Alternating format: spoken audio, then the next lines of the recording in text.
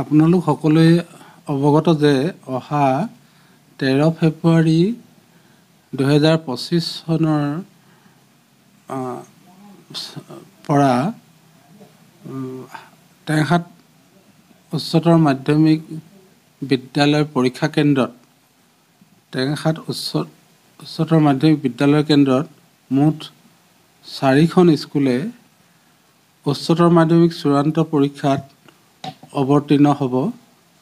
সেই স্কুলকেইখন হৈছে Gopinath Bordoloi memorial higher secondary school, Belbari উচ্চতৰ মাধ্যমিক বিদ্যালয়, টেঙাখাত জুনিয়ৰ কলেজ আৰু টেঙাখাত উচ্চতৰ মাধ্যমিক বিদ্যালয়ৰ মুঠ 242 জন ছাত্ৰ ছাত্ৰীয়ে উচ্চতৰ মাধ্যমিক চূড়ান্ত পৰীক্ষাত অৱতীৰ্ণ হ'ব। আৰু 15 ফেব্ৰুৱাৰীৰ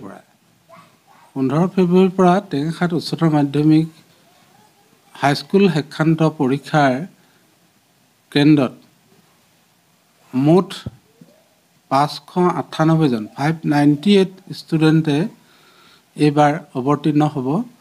হাইস্কুল শিক্ষান্ত পৰীক্ষাত মুঠ বিদ্যালয় আছে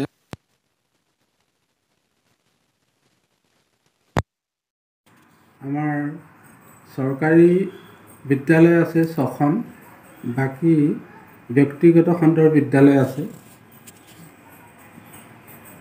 এইবাৰ আমাৰ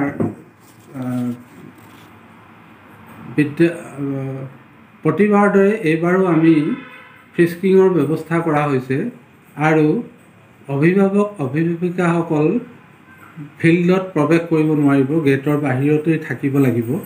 যিহেতু আমি দেখা পাওঁ যে প্ৰতি বছৰে অভিভাৱকসকল পৰীক্ষা কেন্দ্ৰৰ চৌহদৰ ভিতৰলৈ সোমাই আহি বহুতো বেমেজালিৰ সৃষ্টি কৰে। বিশেষকৈ আমাৰ পৰীক্ষা পৰিচালনাৰ ক্ষেত্ৰত তেখেতসকল যদি পৰীক্ষা গৃহলৈ সোমাই আহে তেতিয়াহ'লে আমাৰ বহুতো অসুবিধাৰ সৃষ্টি হয়। সেইকাৰণে আমি এইবাৰ ছাত্ৰ ছাত্ৰীৰ নিৰীক্ষণৰ ব্যৱস্থা কৰা হৈছে গেটতে। গতিকে সেই গেটতো আমাৰ নিৰীক্ষকসকল থাকিব আৰু লগতে পুলিচৰ ব্যক্তিসকল থাকিব। গতিকে পুলিচ আৰু আমাৰ শিক্ষকসকলে মিলি ছাত্ৰ ছাত্ৰীক নিৰীক্ষণ কৰা হ'ব, তেওঁলোকক তালাচী চলোৱা হ'ব।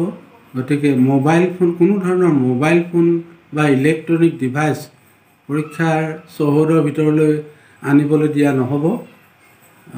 এইবাৰ আমাৰ এই ক্ষেত্ৰত অতি কটকটীয়াকৈ এই কামটো কৰিবলৈ আমাক নিৰ্দেশনা দিছে। গতিকে আমি এইটো কৰিবই লাগিব।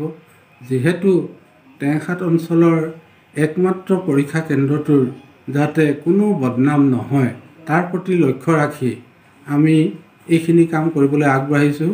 আৰু এই ক্ষেত্ৰত আমাক কৰ্তৃপক্ষইও নিৰ্দেশনা দিছে যে আমি ফ্ৰিস্কিংটো কৰিবই লাগিব আৰু কোনো ধৰণৰ ইলেক্ট্ৰনিক ডিভাইচ পৰীক্ষা হললৈ বা বিদ্যালয়ৰ চৌহদৰ ভিতৰলৈ আনিব নোৱাৰিব। সেইবাবে আমি ইয়াতে মই অনুৰোধ জনাই থওঁ যে অভিভাৱক অভিভাৱিকা নতুবা কোনো ছাত্ৰই যদি মোবাইল আনিবলৈ বিচাৰে তেতিয়াহ'লে তেওঁলোকে বাহিৰতে থৈ আহিব লাগিব, আমাৰ ভিতৰলৈ লৈ আহিব নোৱাৰিব। গতিকে মই পৰীক্ষাৰ আগতেই এইখিনি জনাই থলোঁ। গতিকে যাতে কোনো ধৰণৰ ইলেক্ট্ৰনিক ডিভাইচ কোনো ৰকমেই তেওঁলোকে পৰীক্ষা গৃহলৈ লৈ নাহে। আমাৰ আৰু নতুন নিয়মৰ ভিতৰত ধৰক এইবাৰ OMR শ্বীট আহিব। OMR শ্বীটত তাত যিবিলাক ক'ৰ ছাবজেক্ট মুঠ নম্বৰ 90 থাকে, 100 থাকে, তাৰে 10 নম্বৰ ইণ্টাৰনেল আৰু 45 নম্বৰ OMRত কৰিব লাগিব, অৰ্থাৎ MCQ প্ৰশ্ন উত্তৰ থাকিব। সেই MCQৰ কাৰণে 45 নম্বৰ আৰু যিটো ডেছক্ৰিপটিভ সেইটো 45 নম্বৰ থাকিব। আৰু OMRৰ কাৰণে 90 মিনিট আৰু ইখনৰ কাৰণে 90 মিনিট, অৰ্থাৎ 3 ঘণ্টা সময়ত এই কামখিনি কৰিব লাগিব। আৰু যিবিলাক CWSN ষ্টুডেণ্ট আছে তেখেতসকলে যদি চাৰ্টিফিকেট দেখুৱায় তেতিয়াহ'লে প্ৰতি ঘণ্টাত 20 মিনিটকৈ সময় অতিৰিক্ত পাব আৰু তাৰ ভিতৰতে মুঠতে 3 ঘণ্টাৰ ভিতৰত তেওঁলোকে আৰু 1 ঘণ্টা সময় অতিৰিক্তভাৱে পাব আৰু তেওঁলোকে প্ৰয়োজন সাপেক্ষে হেল্পাৰ আনিব পাৰিব। এইখিনিয়ে আছিলে আমাৰ এই বছৰৰ পৰীক্ষাৰ নিয়মাৱলী। আৰু বাকী আমাৰ যিবিলাক ভিতৰৰ কাম আমি প্ৰায় সম্পূৰ্ণ কৰি তুলিছোঁ। গতিকে আমি পৰীক্ষা ল'ব পৰা হৈ গ'লোঁ। অৰ্থাৎ পৰহিলৈতো পৰীক্ষা পালেহিয়ে।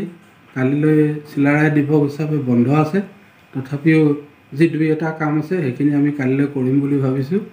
মুঠতে আমি পৰহিলৈ 1:30 বজাত পৰীক্ষা আৰম্ভ কৰিবলৈ সাজু হৈ গৈছোঁ। ধন্যবাদ।